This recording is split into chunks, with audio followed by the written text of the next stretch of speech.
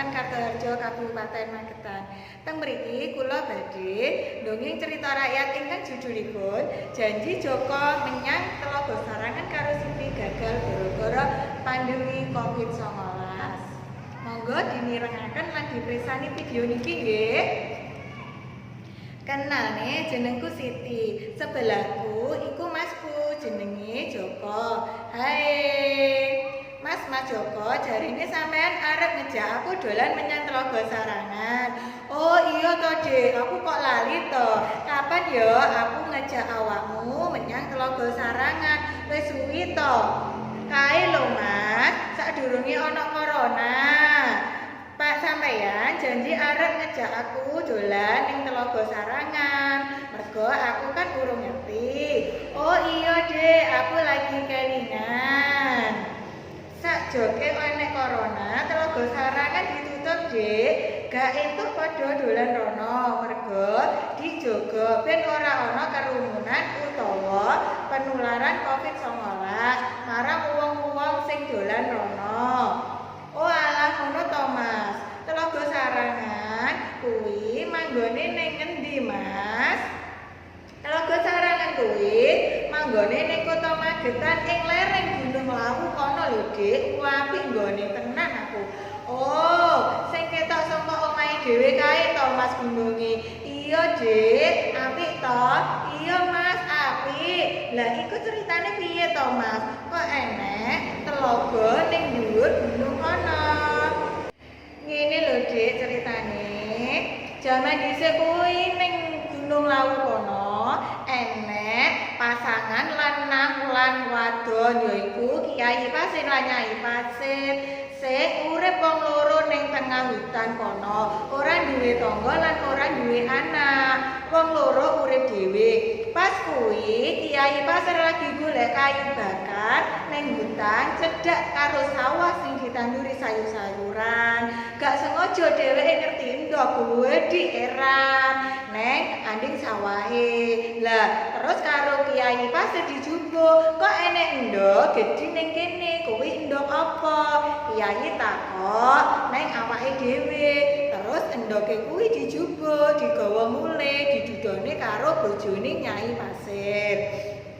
Lah terus mergo luwe pasangan kuwi gak duwe lawuh, akhire endoke digodhog, dimasak karo Nyai Pasir, banjur dipangan karo Kiai Pasir lan Nyai Pasir. Lah bar mangan endok kuwi Kiai Pasir krasa gatel awake, banjur ora kuat gulung-gulung ning sawahe. Kono karo bengak-bengok gatel ngono. Terus Kiai Pasir gak tahan gatele, banjur kulite awak kabeh berubah dadi sisik naga.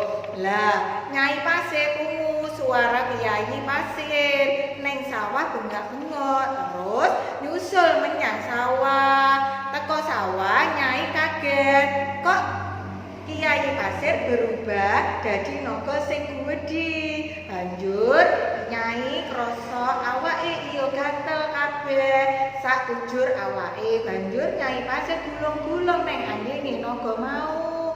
Terus Nyai gak kuat gatele, awake malih dadi naga besar. Yona dadi naga sing gedhi.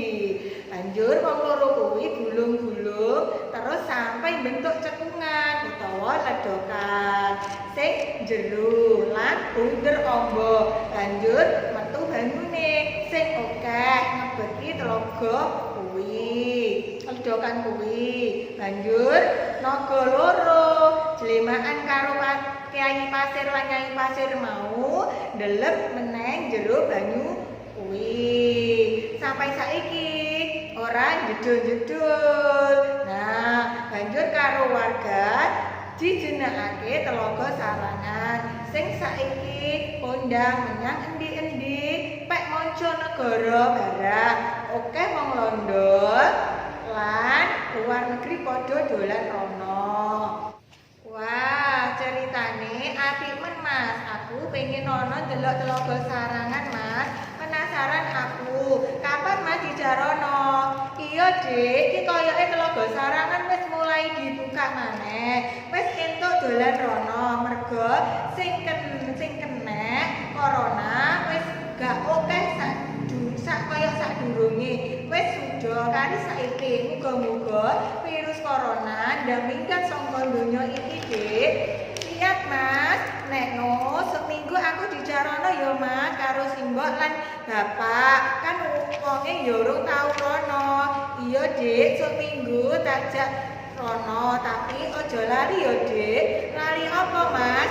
Ojo lali tetep jalani protokol kesehatan, Dik. Yaiku siji, tetep nggawa masker.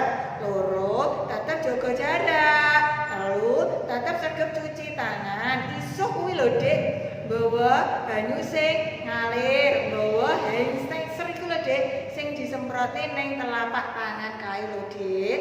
Terus sing kepapat, aja lali berdoa ning Allah ben awake dhewe dijaga, diparingi waras lan virus iki cepet ilang. Sip, Mas, asik. Budal ning Telaga Sarangan tenan ya, Mas. Sok minggu aku wis gak sabar, Mas.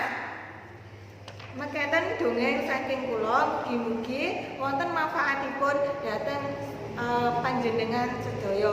Wassalamualaikum warahmatullahi wabarakatuh.